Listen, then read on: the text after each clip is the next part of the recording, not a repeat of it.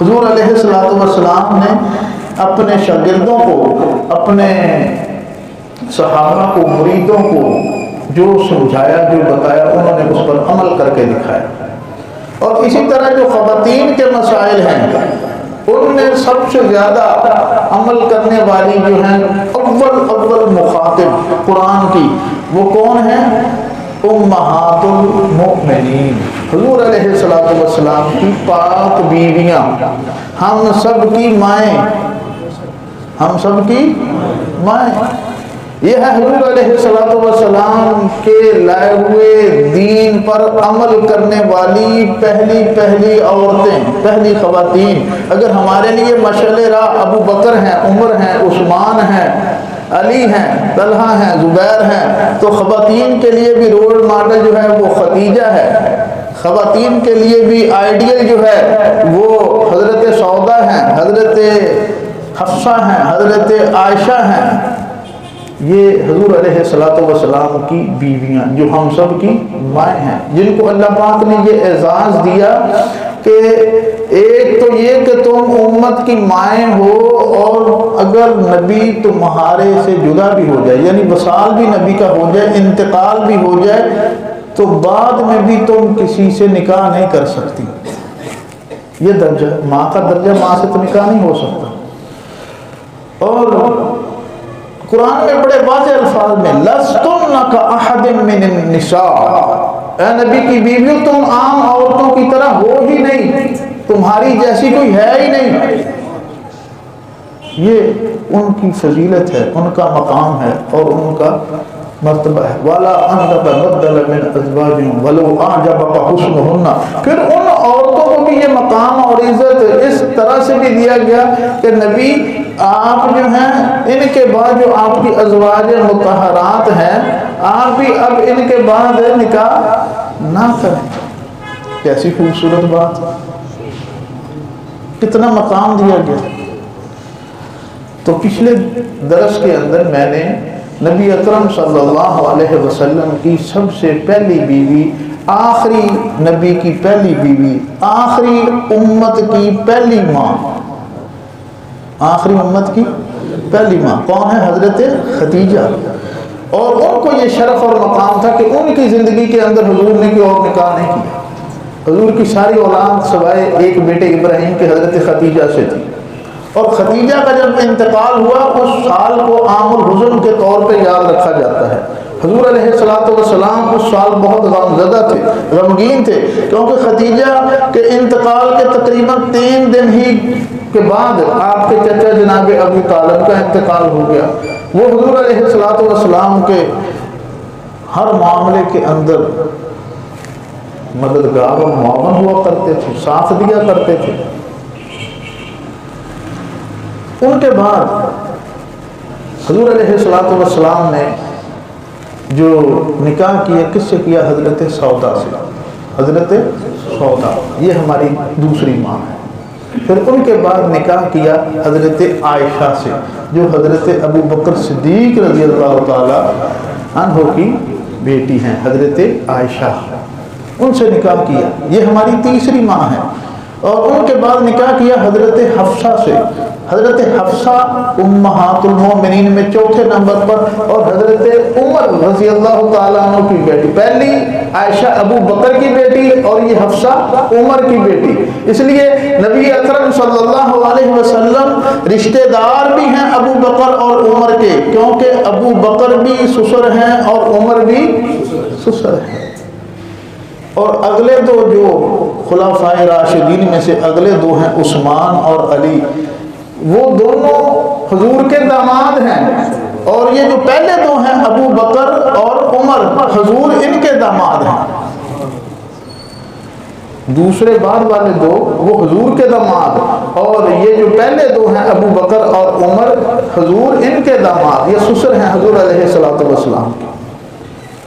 تو حضرت عائشہ کے بعد حضرت حفصہ، اور حضرت حفصہ کے بعد ام المومنین زینب بنت خزیمہ، ام المساکین کہا جاتا تھا، بڑی ہی نیک پارسا اور بہت زیادہ فیاض اور سخاوت کرنے والی خاتون۔ ان کے بعد ام سلمہ حضرت ام سلمہ رضی اللہ تعالی عنہا، یہ نبی پاک صلی اللہ علیہ وسلم کی زوجہ ہیں، اور دیکھیں خاوند تھے ابو سلمہ، وہ ان سے بڑی محبت کرتے تھے، بڑے نیک آدمی تھے، بڑے پاکسا آدمی تھے، بڑے ہی زبردست مسلمان پکے صحابی رسول ابو سلمہ، اور جوڑی بڑی زبردست تھی۔ ایک دن وہ گھر آئے اور آ کر کہنے لگے میں نے اللہ کے نبی کی زبان سے یہ سنا ہے، اپنی بیوی کو کہہ رہے ہیں میں نے اللہ کے نبی کی زبان سے یہ سنا ہے کہ جو مصیبت کے وقت انا للہ و انا الیہ راجعون پڑھتا ہے تو اللہ پاک اس مصیبت کا غم بھی اس سے دور کر دیتے ہیں اور اس سے اچھا بدلہ بھی عطا کرتے ہیں، اس سے بہتر عطا کرتے ہیں جو یہ کثرت سے پڑھتا ہے۔ تو جب یہ بات سنی مجھے یاد ہو گئی۔ اب ہوا کیا کہ چند دن کے بعد میرے ہی خاوند کا انتقال ہو گیا، ابو سلمہ کا ہی انتقال ہو گیا، اور میں نے انا للہ و انا الیہ راجعون پڑھنا تو شروع کر دیا، لیکن ذہن میں دل میں یہ خیال ہر وقت موجود رہتا تھا کہ ابو سلمہ سے بہتر مرد کوئی ہو ہی نہیں سکتا، ابو سلمہ سے بہتر اور اچھا کوئی ہو ہی نہیں سکتا، میرا نکاح کس سے ہوگا، میری شادی کس سے ہوگی، میرے چھوٹے بچے بھی ہیں، میں یہ 3 بچوں کی ماں بھی ہوں، اور پھر ابو سلمہ جیسا۔ لیکن پڑھتی کیا رہی انا للہ و انا الیہ راجعون، یہ پڑھتی رہی۔ تو رشتہ کس طرف سے گیا؟ حضرت محمد الرسول اللہ حضور کی طرف سے پیغام نکاح جاتا ہے، اور پھر وہ اس اپنے خاوند کی سنائی ہوئی بات پر رشک کرنے لگی کہ واقعی انا للہ و انا الیہ راجعون، جو صدق دل کے ساتھ سچائی کے ساتھ پڑھتا ہے تو اللہ پاک واقعی اس سے اچھا عطا کرتے ہیں۔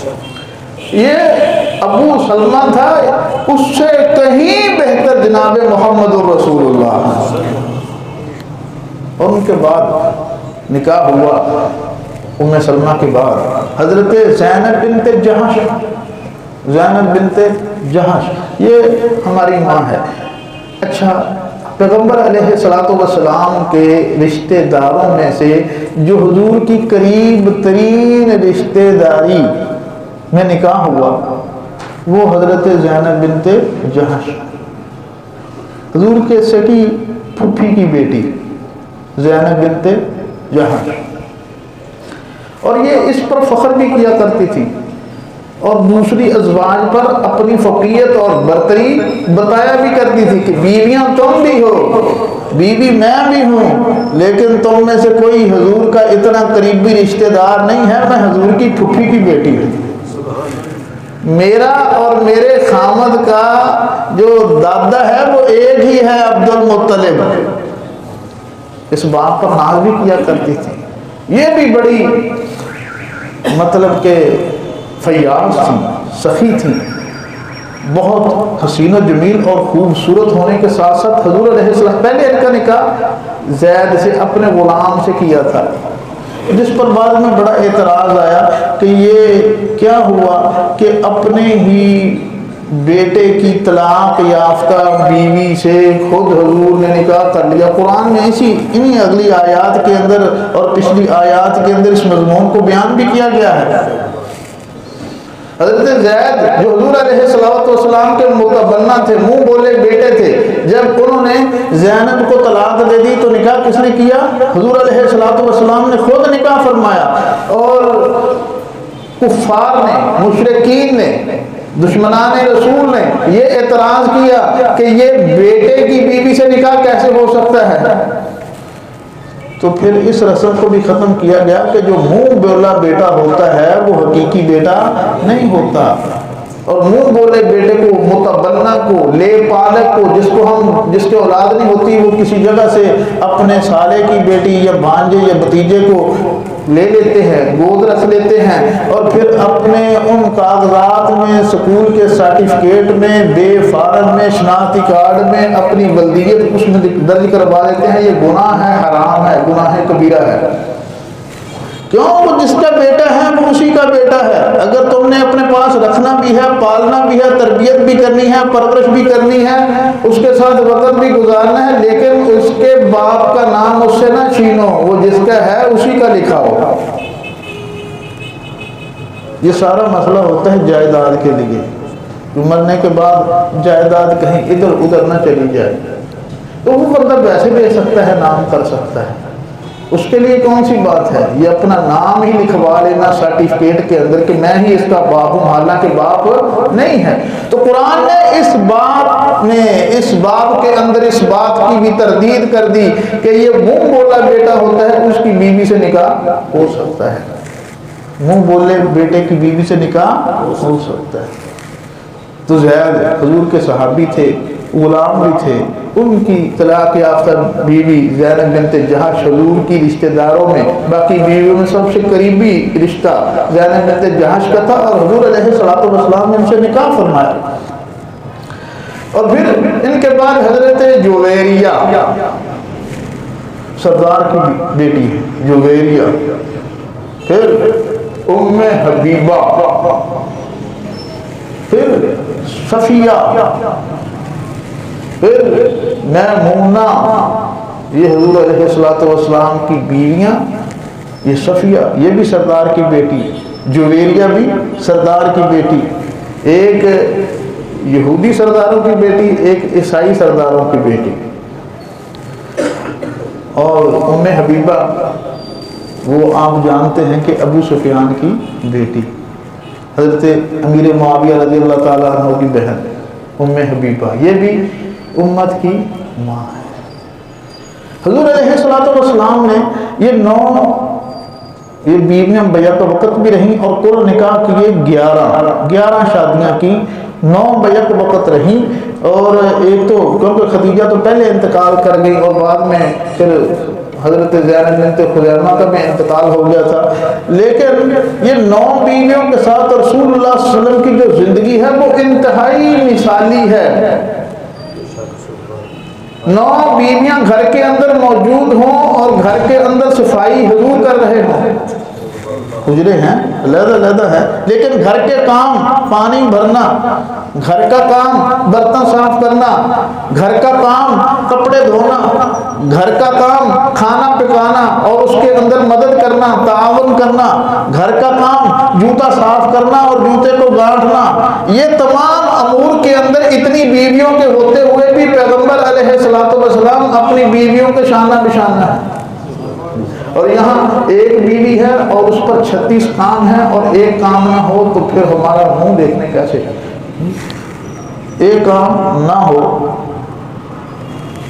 بدقسمتی ہے کہ ایک طریقہ جو اسلام نے ہمیں دیا ہے، اسلامی طریقہ بڑی مضبوط، بڑی واضح بات ہے کہ یہ ایک قدرتی اور فطرتی عمل ہے کہ عورتوں کی تعداد مردوں سے زیادہ ہے. اس لیے اسلام نے مردوں کو تو اجازت دی کہ تم ایک سے زیادہ شادیاں کر سکتے ہو. فَانكِحُوا مَا طَابَ لَكُم مِّنَ النِّسَاءِ مَثْنَىٰ وَثُلَاثَ وَرُبَاعَ، 2 3 4. لیکن عورت کو اجازت نہیں دی کہ وہ 2 شادیاں کرے یا 3 شادیاں کرے. بیعت وقت وہ نہیں کر سکتی، ایک سے متعلقہ ہو جائے، بیوہ ہو جائے، دوسرے سے ہو سکتی ہے، لیکن مرد بیعت وقت بھی 4 عورتیں رکھ سکتا ہے. تو اس فطری نظام کے اندر جو مداخلت ہے، ہماری روایات، ہمارا سماج، ہمارا معاشرہ، ہم خود اس کے ذمہ دار ہیں. جو بیوہ ہوتی ہے وہ بیوہ ہو گئی، جو متعلقہ ہوتی ہے وہ متعلقہ ہو گئی، جو 2 جگہ سے بیوہ ہو گئی، 2 جگہ سے طلاق یافتہ ہو گئی، سمجھ لو اس کی زندگی تو خراب ہو گئی، برباد ہو گئی. حالانکہ میں نے پچھلے درس کے اندر بتایا تھا کہ حضرت خدیجہ جو ہماری سب سے پہلی ماں ہے، حضور سے عمر میں بھی 15 سال بڑی ہیں. کتنے سال؟ 15 سال بیوی خامد سے بڑی ہے. اور پھر دوسری بات کہ 2 جگہ سے، ایک جگہ سے نہیں، 2 جگہ سے 2 خامدوں سے بیوہ ہیں حضرت خدیجہ.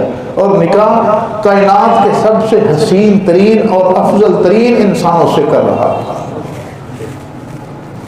کیا سبق ہے کہ عورت کو ٹھکانہ بہرحال مرد ہی فراہم کرتا ہے، عورت کے دکھوں کا مداوع بہرحال مرد ہی کرتا ہے۔ اگر عورتیں اس چیز کو برداشت نہیں کر رہی اس معاشرے کے اندر، اس ماحول کے اندر، ان روایات کے اندر جو خود ہم نے بنائی ہوئی ہیں اور جن پر ہم کاربند ہوئے ہیں، تو ان سے آفت اور مصیبت بھی سب سے زیادہ اسی عورتوں کے طبقے کو ہے۔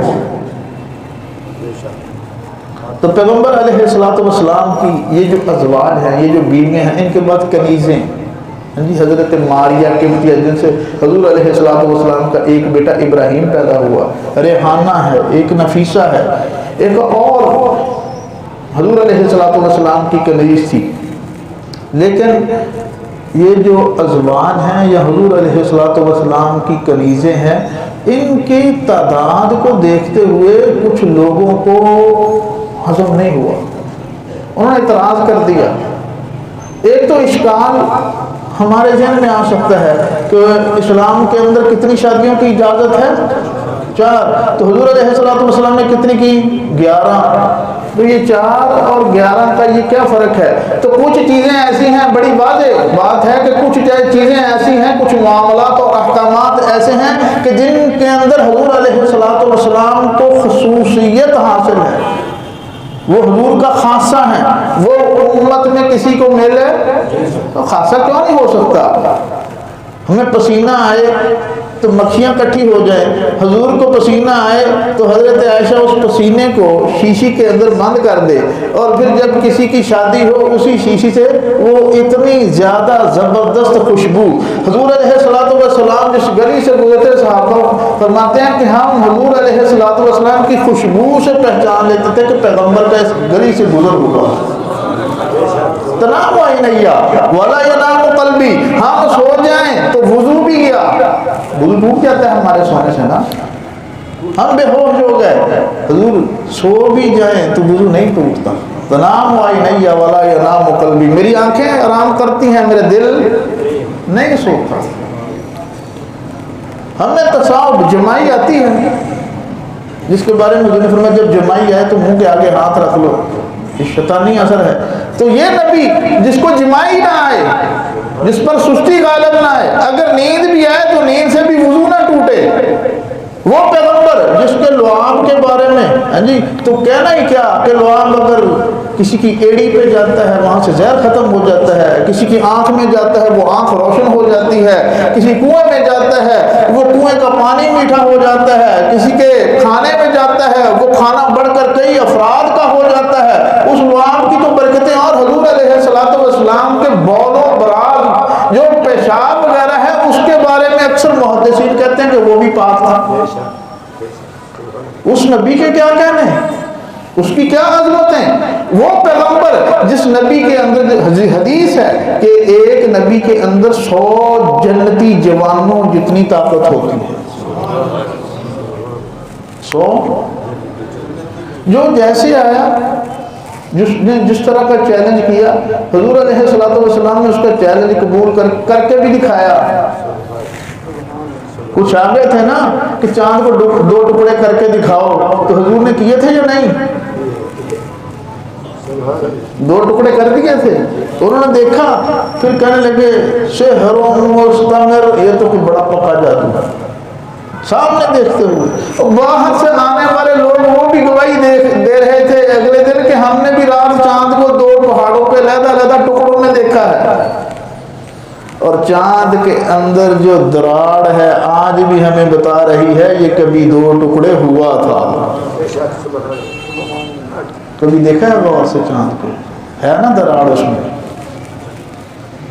تو پیغمبر علیہ السلام جیسا آدمی ہے ویسا آگے کام رکانا آ گیا۔ یہ کون ہے جی؟ بہت بڑا، مکے کا نہیں، عرب کا مشہور پہلوان۔ وہ کہنے لگا جی اسلام قبول کرو گا لیکن ایک شرط ہے۔ کیا شرط ہے؟ آپ کو مجھ سے کشتی لڑنا پڑے گی۔ حضور کو پہلوانی تو کرتے نہیں تھے، اکھاڑے میں تو جاتے نہیں تھے، کشتیاں تو کرتے نہیں تھے، کچھ کشتی کہ گور کرتب فن یہ تو حضور نہیں کرتے تھے، لیکن پہلوان کا چیلنج، وہ کہنے لگا جی کشتی کریں، اگر آپ نے مجھے گرا دیا، ہرا دیا تو میں ایمان قبول کروں گا، اگر نہ ہرایا تو پھر ٹھیک ہے، میں اپنے مذہب پر ہوں، میرا چیلنج ہے آپ کو، حضور نے فرمایا آ جاؤ۔ اب عرب کا پہلوان، لوگ دیکھ رہے ہیں، اکٹھے ہو گئے، جمع ہو گیا، رکانہ سامنے آ گیا، وہ پہلوانوں کے پاس 100 کرتب 100 پینترے پہلوان ہو گئے۔ پیغمبر علیہ السلام نے ایک ہی جھٹکے کے اندر اس کو نیچے رکھا ہوا ہے، 1 منٹ کا ٹائم نہیں گزرا، بہت زیادہ اس کو وقت نہیں دیا، وہ نیچے پڑا ہوا ہے، حضور نے اس کو اٹھایا، ہاں دوبارہ، وہ کہنے لگا ہاں دوبارہ۔ حضور علیہ السلام جب دوبارہ اس سے پنجہ آزمائی کی، پھر 1 سیکنڈ کے اندر اس کو گرا کے وہ زمین پہ پڑا ہوا، لوگ دیکھ رہے ہیں یہ کیا ہوا ہے، پھر اٹھا، حضور نے فرمایا اور پھر وہ کہنے لگا جی ایک موقع اور۔ عرب کا پہلوان رکانہ، رستم مکہ، رستم عرب کا بہت بڑا، اب چیلنج کر بیٹھا، اب حضور علیہ السلام اس کا جواب اسی کی زبان میں دے رہے ہیں۔ تیسری مرتبہ آیا، حضور علیہ السلام نے ایسی پلٹی لگائی کہ اب وہ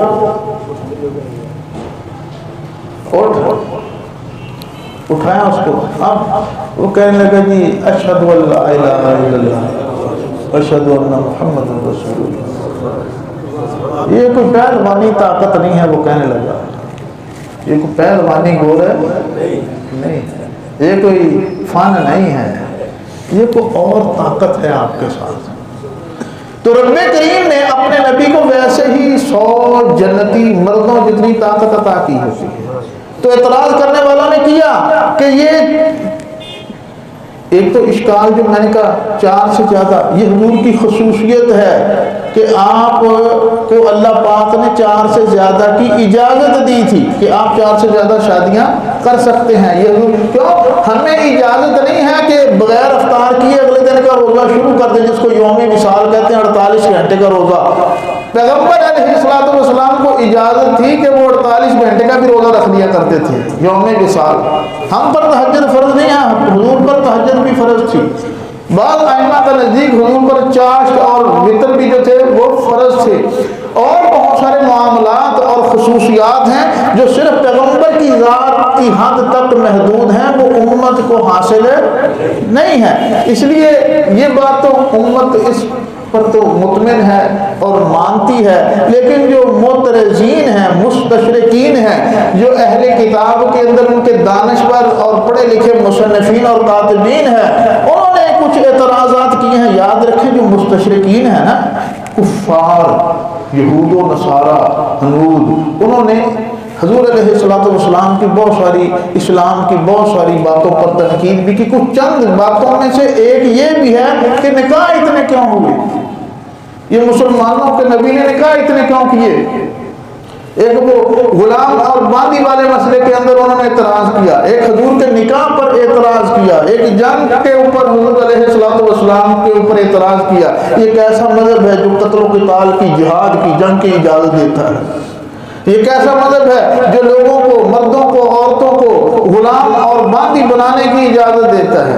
حالانکہ سمجھنے کی بات ہے، یہاں تو حضور نے فرمایا کہ غلام آزاد کرو اتنا ثواب ملے گا، کفارہ کوئی بھی ہو کفارے میں غلام آزاد کرو۔ حضور تو آزادی پسند تھے، غلامی پسند کہاں تھے؟